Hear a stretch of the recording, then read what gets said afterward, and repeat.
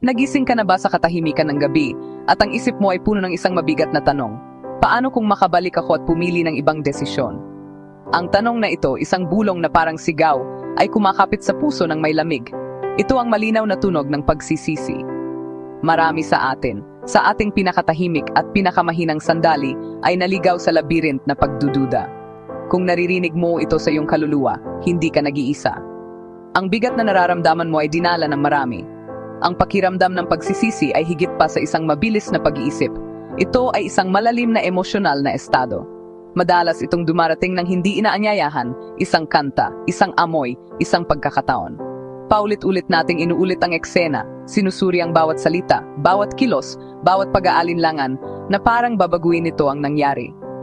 Gayunpaman, ang paglalakbay na iyon ay madalas nagreresulta sa mas malaking kalungkutan at kawalan ng kapangyarihan. Pinananatili tayo nito sa isang bersyon ng ating sarili na wala na. Hindi nito tayo pinapayagan yakapin ang taong tayo ngayon at ang taong magiging tayo pa. Ngunit ang malalim na emosyon na ito ay patunay din ng ating kakayahang magmalasakit. Ang pagsisisi ay pinanganak mula sa puwang sa pagitan ng buhay na mayroon tayo at ng buhay na ating inilarawan. Ito ang sakit ng pagkaalam na may pagpipilian tayo at pag-aalinlangan kung tama ang ginawa natin. Mamuhay sa walang katapusang paano kung at isasakripisyo mo ang katiyakan ng ano. Huwag hayaang ang mga multo ng kahapon magdikta ng bukas. Isa sa mga pinakamalaganap na uri ng pagsisisi ay nagmumula sa mga pagkakataon hindi natin kinuha.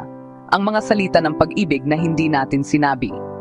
Ito ang pagsisisi sa hindi pagkilos, sa pagpaubaya sa takot na isulat ang kuwento ng ating buhay. Isang relasyon na hinayaan nating mawala o pangarap na kinatakutang ituloy. Pinipili natin ang mapanlinlang na ginhawa ng pamilyar kaysa sa kawalan ng katiyakan ng bagong simula. Sinasabi natin, mas ligtas na huwag subukan kaysa ipagsapalaran ang pagkabigo o pagtanggi. Ngunit habang lumilipas ang panahon, ang katahimikan ng hindi nagawang pagpili ay nagiging bingi. Ano kayang kagandahan ng nawala? May pagsisisi mula sa masasamang desisyon, pagkakamali sa pananalapi, paglipat ng karera sa maling dahilan, o pagtataksil sa tiwala. Nakatali ito sa galit at matinding kalungkutan. Ang sugatang puso ay may paulit-ulit na sakit. Muling inaayos natin ang nakaraan, desperado sa do-over. Mabigat ang pasaning dala ng sariling kamay na nagdala sa atin sa lungkot. At may mga salitang binitawan sa galit, parang punyal, sugat na dilubusang naghihilom. Isang komento na sumira ng koneksyon, alaala na parang piraso ng salamin. Humahantong sa pag-iisa, lumikha ng malalaking, tahimik na distansya. Mga alaala na tila nakatatak, paalala ng kabiguang maging mabait o magpigil. Bawat uri may bigat, ngunit isa ang tema. Itinatali tayo sa nakaraan. Tatlong anino, kawalan, pagkadismaya, kahihiyan, bumubulong na hindi tayo sapat. Ngunit ang pagkilala sa mga anino ang unang hakbang palabas at tungo sa liwanag ng kasalukuyan. Kaya, ano ang magagawa natin kapag nahaharap tayo sa mga damdaming ito? Hindi tayo makagagawa ng time machine. Ang nakaraan ay isang saradong kabanata. Ngunit may kapangyarihan tayo sa sandaling ito, baguhin kung paano tayo naapektuhan ng nakaraan ngayon. Mula sa bilangguan na nagkukulong sa atin tungo sa silid-aralan na nagpapaliwanag sa atin. Narito ang tatlong simpleng hakbang. Hindi ito paglimot, ito ay pagpili.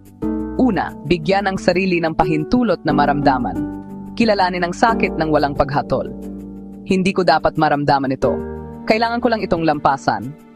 Sa halip, nararamdaman ko ang sakit na ito. Nararamdaman ko ang pagsisising ito. At okay lang iyon. Radikal na parang pagbubukas ng bintana sa masikip na silid. Hindi mo kayang pagalingin ang hindi mo kinikilala. Pangalawa, hanapin ang aral. Bakit nangyari ito sa akin? Ano ang itinuro nito? Mula biktima tungo sa estudyante. Aral mas malusog na hangganan. Aral mas malapit na pakikinig sa intuisyon. Aral magsalita ng may kabaitan. Gawing konkretong isa o dalawa. Hindi ako gagawa ng malalaking desisyon dahil sa takot. Pahahalagahan ko ang aking mga relasyon at makikipag-usap ng tapat. Isulat ang mga aral, gawing kompas.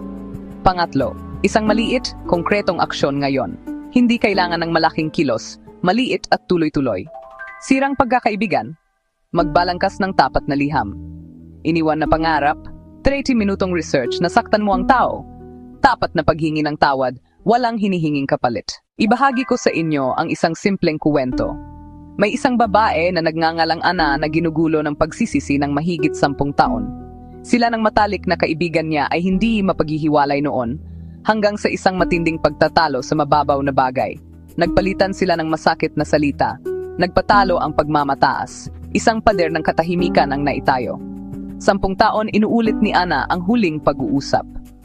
Ang pagsisisi laging kasama, mabigat na balabal.